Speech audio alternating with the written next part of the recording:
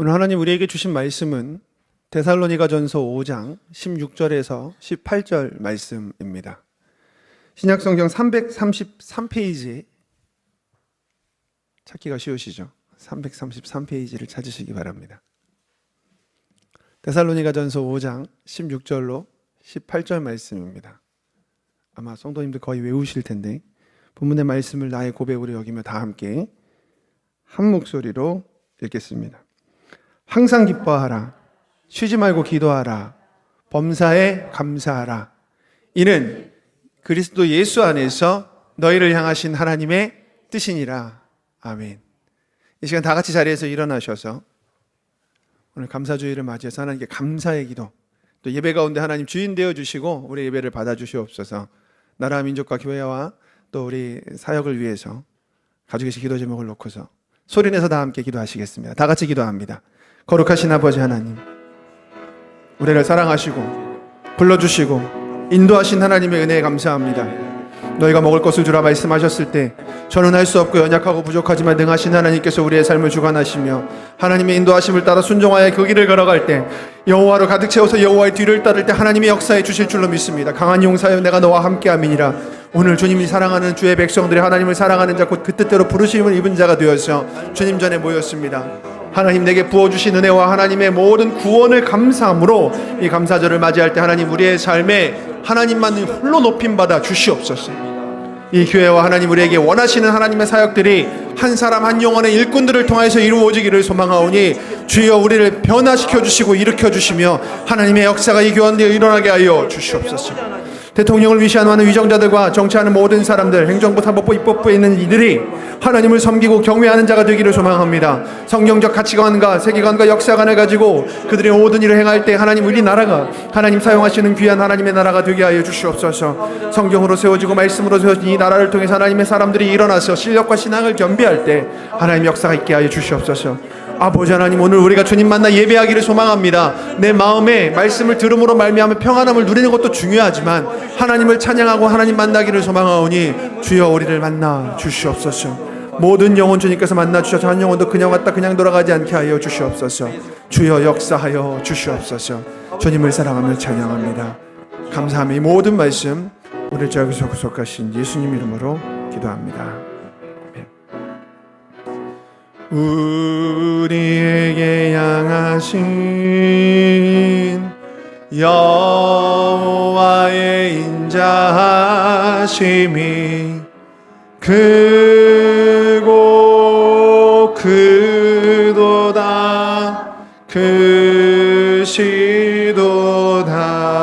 크시도다 크고 크도다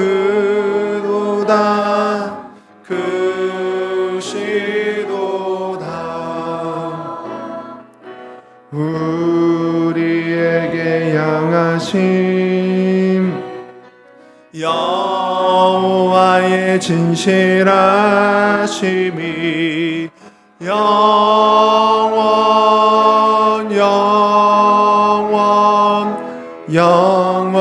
영원하시도다.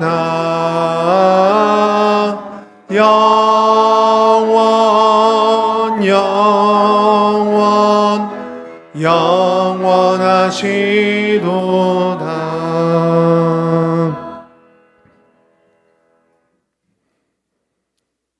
전능하신 하나님께서 당신의 선하신 뜻대로 온 우주 만물을 그리스도 예수 안에서 그의 사랑 가운데 계획하시고 계획하신 대로 창조하시고 인간을 위해 구속사를 또한 준비하셔서 십자가 대속으로 우리를 구원하여 주심을 감사합니다. 주님의 부르심 가운데 응답하여 주님의 자녀가 되어 이 자리에서 모인 모든 주의 백성들이 이 시간 인간을 창조하신 하나님의 목적대로 하나님을 예배하기를 소망하오니 임재에 계신 하나님, 우리 가운데 계시는 하나님, 여기까지 우리를 인도하셨고 나와 항상 함께 계시는 하나님 앞에 서게 하여 주시옵소서.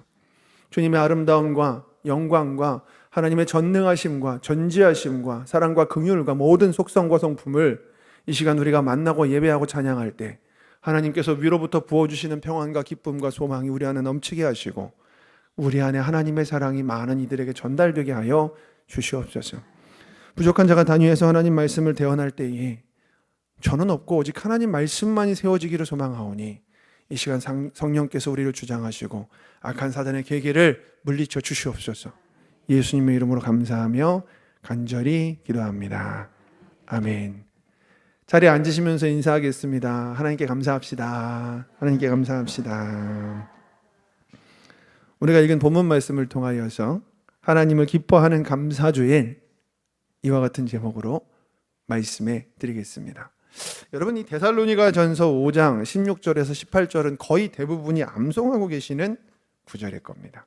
그리고 거의 대부분이 못 지키시는 구절일 겁니다. 자, 일단 시작이 이겁니다. 항상 기뻐하라. 여러분, 제가 몇 번 말씀드린 적이 있는데, 단위에서 설교를 해야 되는 날이 되면 피부로 느낄 정도로 공격이 다가올 때가 있습니다. 근데 제가 교회에서, 그러니까 집에서 교회까지 오는 가운데 저를 공격할 수 있는 수단은 그리 많지 않습니다. 아이들, 집안, 운전. 근데 아이들과 집안은 저를 잘 공격 못 합니다. 그러면 보통 이상하게 운전을 이상하게 하는 분들이 꼭 이런 날 아침에 있더라고요. 그러면 막 부글부글 하면 이게 기뻐하지 않게 되면서 이게 설교가 좀 어려워지지 않겠습니까? 진짜 항상 기뻐하라는 말을 우리가 지키고 살고 있습니까? 범사에 감사하라. 쉬지 말고 기도하라. 참 쉽지 않은 이야기입니다. 그런데 이렇게 얘기합니다. 이는 그리스도 예수 안에서 너희를 향하신 하나님의 뜻이니라. 어떻게 해야 할까요?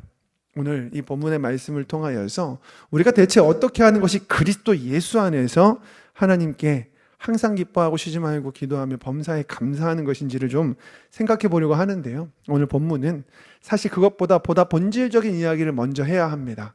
우리가 왜 시작되었고 우주가 왜 있는지를 생각하면서 하나님이란 존재를 직시하고 그분이 우리에게 명하신 것이 어떤 의미인지를 생각하면서 이것들이 이루어지기를 주님의 이름으로 축원합니다.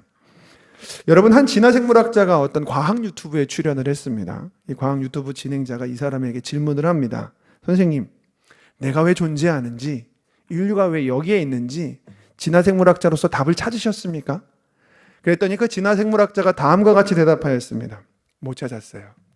사실 저는 목적이 없습니다. 저뿐만 아니라 진화생물학자들에게는 삶의 의미라는 것은 사실상 없습니다. 거의 모든 행동들은 그냥 유전자 활동으로 벌어지는 일일 뿐입니다. 여러분, 어쩌면 이것이 우리가 살고 있는 세상을 표현하는 말인지도 모르겠습니다. 여러분, 지금 우리는 존재하고 있습니다. 그죠? 없지 않고 있습니다. 여러분들이 지금 시신경을 통해서 뇌에다가 이 시각 정보를 주면서 우리가 눈으로 뭔가를 보고 있습니다. 제가 움직이고 있고 제가 생각보다 덩치가 크다는 걸 여러분들은 보고 계십니다. 마이크를 통해서, 스피커를 통해서 나오는 이 소리를 우리의 청각에서 뇌로 전달해가지고 이것이 들리고 있습니다. 무언가를 만지면 감각세포가 무언가를 느끼고 그것을 계속 우리 머릿속으로 집어넣습니다. 여러분들은 이 말을 들으면서 사고하고 계시고 존재하고 계십니다. 그렇지 않습니까? 여러분, 우리 존재하고 있습니다. 우리 없지 않고 있잖아요, 지금. 너무 신기한 거 아닙니까? 좌우를 한번 보십시오. 인사하겠습니다. 계시네요.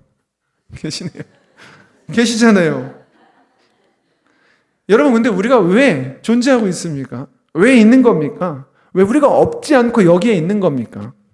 존재의 군안을 찾아 올라가다 보면 부모님이 나오고 할아버지가 나오고, 여기서 또 할머니 얘기 안 하면 섭섭하실 분들 계십니까? 할머니가 나오고, 그 다음에 증조 할아버지, 고조 할아버지, 현조 할아버지 계속 올라가다 보면 도대체 우리의 시작이 뭘까요? 아메바입니까? 하나님입니까? 또한 우리 유기체뿐만 아닙니다. 세상에는 무기물도 참 많죠. 온 우주를 보면은 무기물이 사실 더 많습니다. 수소와 헬륨 덩어리로 되어 있는 태양부터 시작해서 많은 암석과 금속으로 이루어진 행성들이 드넓은 우주에 펼쳐져 있습니다. 얘들은 왜 있는 걸까요? 왜 없지 않고 있을까요? 존재의 이유는 그 시작을 보면 됩니다. 여러분, 만약 우리가 우연의 산물이라고 한다면, 우연히 생성해서 진화돼서 만들어진 거라고 한다면 이 진화생물학자의 말이 맞습니다. 우리의 삶에 무슨 목적이 있고 무슨 의미가 있겠습니까? 우연의 산물인데. 그렇지 않습니까?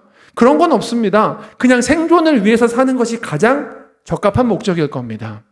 여러분, 이런 측면에서 볼 때 사람들에게는 사실 목적이 없고 의미가 없기 때문에 그것을 만들기 위해서 살아갈 뿐입니다. 각자의 목적을 만드는 거죠.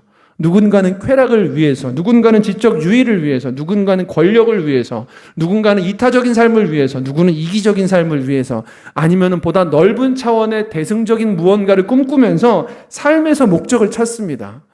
또 어떤 사람은 말 그대로 소확행, 내 삶이 어차피 아무런 진화된 거기 때문에 아무런 목적과 근거와 의미가 없으니까 한 번 사는 짧은 유한한 삶을 행복하게 살면 되는 거지 라고 생각하는 것이 이 시대의 사람들이 만들고 있는 스스로의 목적입니다. 여러분, 그렇게 만든다고 할지언정 그게 무슨 의미가 있습니까? 그렇게 살다 죽으나 저렇게 살다 죽으나 우리는 우연의 산물이고 결국은 유기체로 돌아갈 뿐입니다. 그렇지 않습니까? 여러분, 우리의 삶에 무슨 목적이 있겠습니까? 우주에는 절대적인 진리라고 하는 것은 수학밖에는 없는 겁니다. 그렇게 되면 사람들은 죄다 먹고 싶은 욕구, 안전하고 싶은 욕구, 살아남고 싶은 욕구, 피곤할 때 자고 싶은 욕구, 종족을 보존하고 싶은 욕구, 뭐 그런 욕구대로 살다가 가면 되는 겁니다. 여러분, 그러다가 그렇게 살아가다가 내게 있어서 가치 있어 보이는 것을 만나면 조금 바뀌기는 하죠. 보기에 좋고 아름답고 먹기에 맛있는 것들, 듣기에 좋은 음악과 보기에 정말 훌륭한 영화들, 아니면 정말 대자연의 경이로움들, 사람과 사람 사이의 사랑, 뭔가 내가 볼 때 정말 가치 있는 것을 살다가 만나면 그것을 또 추구하고 살기도 합니다. 근데 그게 그렇게 오래 가진 않잖아요. 방법이 있습니다. 다양한 세상 바꿔가는 겁니다. 연인도 바꿔보고, 저는 바꿔본 적 없습니다. 남편이랑 아내도 바꿔보고, 저는 바꿔본 적 없습니다. 그렇게 해서 바꿔보든지, 취미도 바꿔보고, 즐기는 것도, 음식도, 취향도 바꿔보면서 그렇게 최대한 내 삶을 꽉꽉 아득아득 채워 살다가 수명이 다하는 날, 우리의 세포가 노화가 다 돼가지고 더 이상 분열하기 어려울 때가 되면 그렇게 유기물로 돌아가면 되는 겁니다. 여러분, 이게 놀랍지만 제가 표현하고 있는 이 방식이 지금 사람들이 세상을 인식하고 있는 방식입니다. 그렇지 않습니까? 주위를 둘러보시기 바랍니다. 오늘날 이 시대를 살고 있는 사람들이 이렇게 살아갑니다. 하루 종일 일하고 집에 들어가면요, 나의 유한한 인생 하루 종일 일만 했는데 이것을 채우기 위한 목마름과 갈망 때문에 내게 있어 중요해 보이는 것을 위해서 TV를 켜고 소파에 눕든지 컴퓨터를 켜고 게임에 접속을 하든지 사람들을 만나 술을 한 잔 걸치든지 무언가를 하기 위해서 최선을 다합니다. 내 삶 행복하게 유한한 세상 속에 채울 수 있는 것을 채우면서 살자고 말입니다. 여러분, 세상은 그걸 잘못됐다고 얘기하지 않습니다. 아니, 오히려 그렇게 살아야 된다고 얘기하고 있습니다. 그렇게 살지 말고 보다 가치 있는 것, 보다 목적이 있고 우리를 지으신 분이 계시기 때문에 그것을 위해서 살라고 말하는 사람들에게 중지를 시킵니다. 아니라고. 유한한 세상에서 뭐 하는 짓이냐고. 사람들을 호도하지 말라고 이야기하는 세상입니다. 그들은 말합니다. 그렇게 즐기면서 사는 것이 무슨 문제야? 뭐가 문제야? What's wrong? 막 이러면서 그냥 그렇게 살라고 얘기합니다. 여러분, 소확행이 뭐죠? 소소하지만 확실한 행복. 집에 가서 치킨 한 마리 시켜놓고 맥주 한 잔 걸치면서 스포츠를 보는 거, 남자들이 너무 좋아하는 거 아닙니까? 그래, 이게 행복이자 하면서 이러지 않습니까? 근데 내일이 되면 또다시 힘든 사회의 전선에 나갔다가 또 다른 소확행을 찾아서 헤맵니다. 욜로, 외국인도 똑같거든요. 욜로. 그들은 그냥 그렇게 살아갑니다. You only live once. 네 인생 한 번뿐이다. 그냥 그렇게 살아라. 네가 원하는 행복을 추구해라.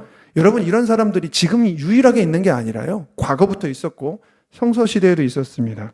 예수님 말씀하셨습니다. 누가복음 12장 16절로 20절. 또 비유로 그들에게 말하여 이르시되 한 부자가 그 밭에 소출이 풍성함에 심중에 생각하여 이르되 내가 곡식 쌓아둘 곳이 없으니 어찌할까 하고, 또 이르되 내가 이렇게 하리라. 내 곡간을 헐고 더 크게 짓고 내 모든 곡식과 물건을 거기 쌓아두리라. 또 내가 영혼에게 이르되 영혼아, 여러 해 쓸 물건을 많이 쌓아두었으니 평안히 쉬고 먹고 마시고 즐거워하자 하리라 하되, 하나님은 이르시되 어리석은 자여, 오늘 밤에 네 영혼을 도로 찾으리니 그러면 네 준비한 것이 누구의 것이 되겠느냐. 여러분, 이런 사람이 세상에 많죠. 성경은 이런 사람을 네 글자로 세상 사람이라고 말합니다. 세상 사람. 내가 존재하는데 그 존재의 시작이 뭔지 모르는 겁니다. 목적도 없고 의미도 없으니까 그냥 내가 오늘 내게 중요한 것을 목적을 삼아 살아가는 사람들. 그러면 하나님의 사람은 뭡니까? 하나님의 사람은 뭘 발견했습니까? 하나님을 발견한 겁니다. 창조주를 만나게 됐습니다. 우리가 우연의 산물이 아니라 지적인 초월자께서 우리를 지으셨기 때문에 우리를 지은 목적이 있다는 것을 발견한 사람들입니다. 그래서 그 목적대로 살아갈 때 진짜 행복이 있다는 것을 깨닫는 사람을 하나님의 사람이라고 합니다. 요한복음 12장 43절 같이 한번 읽어보겠습니다. 그들은 사람의 영광을 하나님의 영광보다 더 사랑하였더라.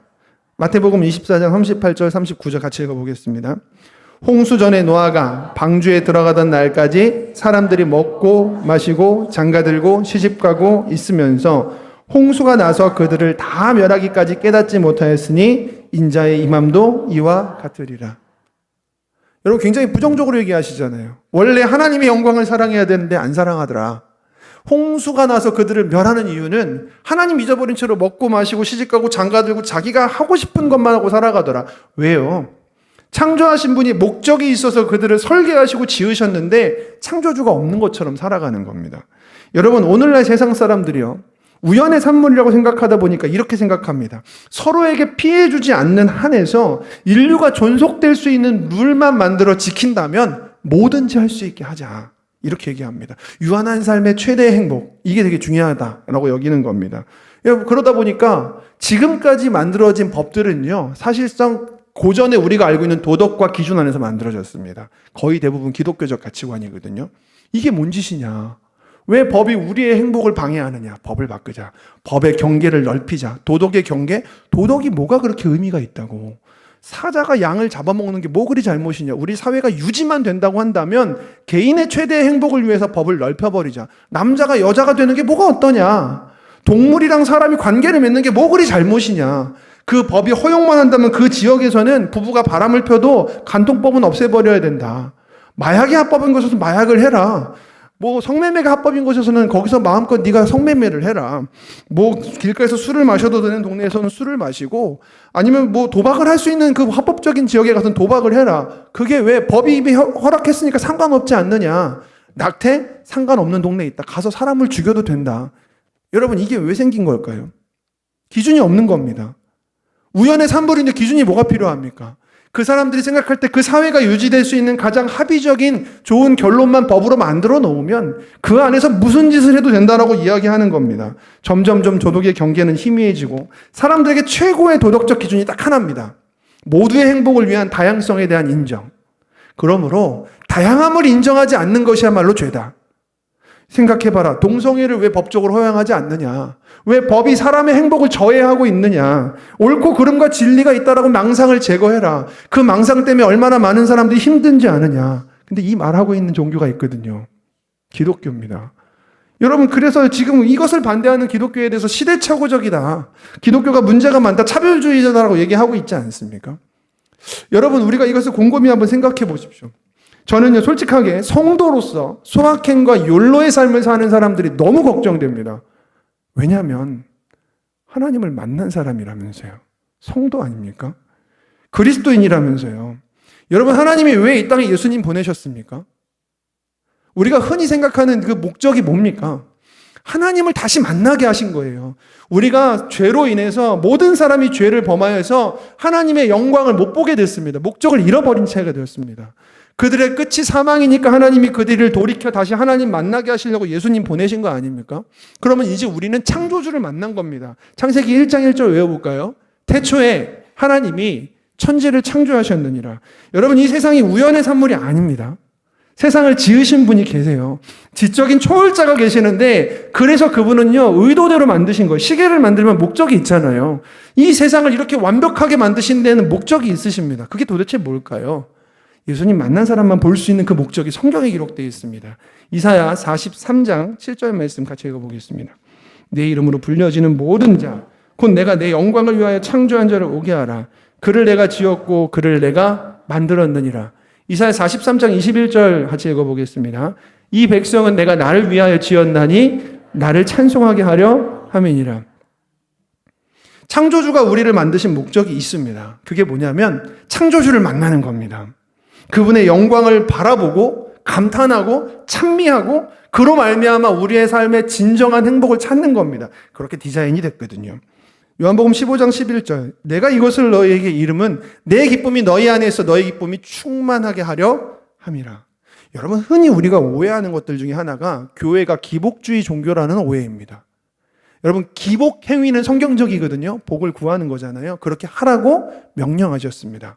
그런데 기복주의는 다른 거예요. 기복주의가 뭡니까? 하나님 이 세상에서 내게 필요한 것이 많습니다. 물질과 명예와 건강과 성공의 축복을 원합니다. 하나님 주세요. 이렇게 기도하는 걸 기복이라고 합니다. 근데 그거를 주시지 않을 때가 있거든요. 내가 너를 사랑한다. 내가 너를 사랑하기 때문에 내가 지금은 너에게 광야를 주마. 그를 통해 네가 나를 만나게 하리라. 필요 없어요, 하나님. 저는 그거 필요 없다고요. 왜 저한테 광야를 주십니까? 왜 제게 고난을 주십니까? 하나님 그렇게 필요하지 않아요. 하나님이 제게 주실 건강과 물질과 성공과 명예의 축복만 주시면 돼요. 이게 기복주의입니다. 근데 우리는 한동안 그 교회가 기복주의라고 생각을 해왔었어요. 교회에 나오면 무조건적으로 잘 될 겁니다. 세상과 교회가 다른 점이 뭔지 압니까? 세상의 주인 하나님께서 우리가 기도하면 다 응답하시는 겁니다. 여러분, 성경이 그렇게 얘기하고 있지 않습니다. 성경은 뭐라고 얘기합니까? 이 세상을 지으신 하나님의 목적이 있다. 그 목적을 찾아라. 예수님을 믿어야지 찾을 수 있는 그 목적이다. 그게 뭡니까? 좌우에 인사하겠습니다. 하나님의 영광을 위해서 합시다. 또 인사하겠습니다. 하나님의 영광을 기뻐합시다. 이렇게 살라고 하나님 지으셨다는 겁니다.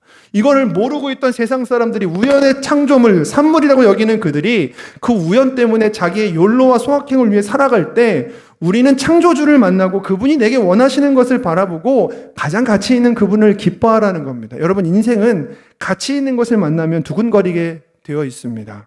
살아가다가요, 우주 만물 가운데 아름다운 존재, 멋진 풍경, 맛있는 음식, 모든 것들을 통틀어서 정말 가치 있는 것을 보면은 우리는 감탄하는데 이게 여러분 무슨 유전자가 작용해서 우연의 산물로 이루어지는 것이 아닙니다. 다른 동물들은 그렇지 않잖아요. 멋있는 이상적인 이야기, 이념을 들으면서 감탄하지 않잖아요, 동물들은. 우리가 사고력이 뛰어나서 그런 거라고 생각할 수 있는데 이거 하나님이 주신 겁니다. 하나님은 보다 가치 있는 것을 보면 감탄하도록 지으셨어요. 왜 그렇게 지으셨냐면 온 우주 만물 가운데 가장 가치 있는 분을 보고 감탄할 수 있도록 지으신 겁니다. 이걸 찬양, 이걸 예배라고 합니다. 여러분, 그 하나님을 만나서 우리가 그 하나님을 감탄하는 삶을 살 수 있도록 디자인하신 거죠. 이사야서 35장 2절 하반절 같이 읽어보겠습니다.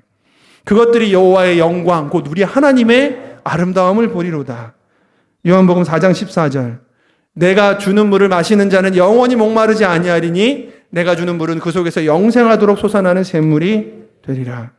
여러분, 인간이요, 하나님의 명령을 어겨서 죄인이 됐습니다. 모든 사람이 죄를 범하여서 하나님의 영광에 이르지 못하게 됐습니다.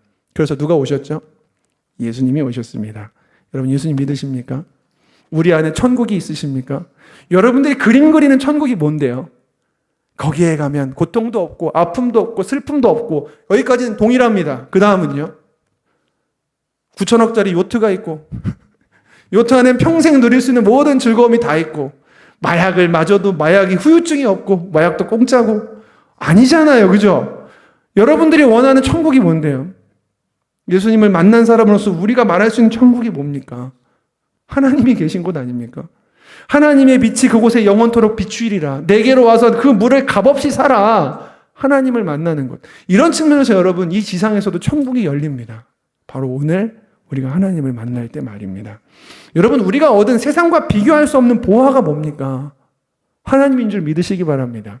하나님을 기뻐하라. 하나님의 영광을 기뻐하라. 오직 하나님의 영광. 여러분, 바울이요, 그걸 위해 살았던 사람입니다. 그래서 예수 그리스도 안에서 하나님의 뜻을 발견하면 이 세 가지를 잊지 말아라. 첫 번째, 항상 기뻐하라. 여러분, 세상에 유한한 것으로는 항상 기뻐할 수 없습니다. 오직 하나님만 항상 기뻐할 수 있습니다. 하나님만 기뻐하시길 주님의 이름으로 축원합니다. 쉬지 말고 기도하라.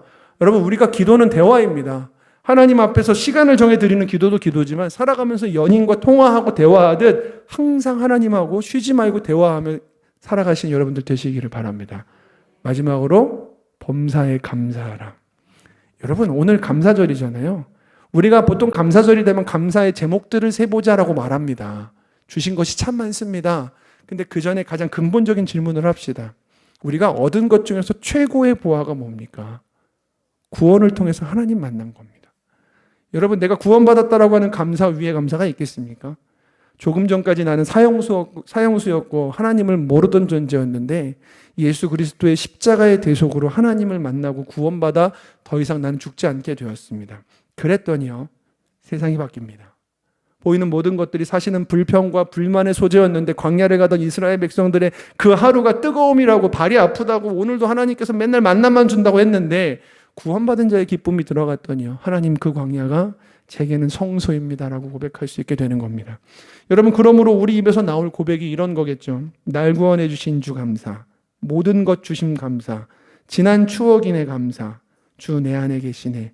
향기로운 봄철의 감사. 여기까지가 보통 감사라면 외로운 가을날 감사. 이제 감사가 바뀝니다. 하나님이 함께 하시는 곳이 천국이기에 오늘 이 시간 내 감사는 삶의 모든 것입니다. 모든 것이 하나님의 은혜이자 하나님의 감사입니다라고 고백하게 됩니다. 범사에 감사하라. 이것이 그리스도 예수 안에서 너희를 향한 하나님의 뜻이니라. 오늘 주님을 감사하며 기뻐하며 함께 기도하는 이 하루가 하나님께 영광이요 우리의 삶의 가장 큰 기쁨이 되게 되시기를 주님의 이름으로 축원합니다. 기도하겠습니다. 전능하신 아버지 하나님 감사합니다. 우리를 사랑하시는 하나님께서 우리의 삶에 계시니 우리가 말씀으로 새로워지게 하여 주시옵소서. 주님 앞에서 주님을 기뻐하게 하여 주시옵소서. 예수님의 이름으로 기도합니다.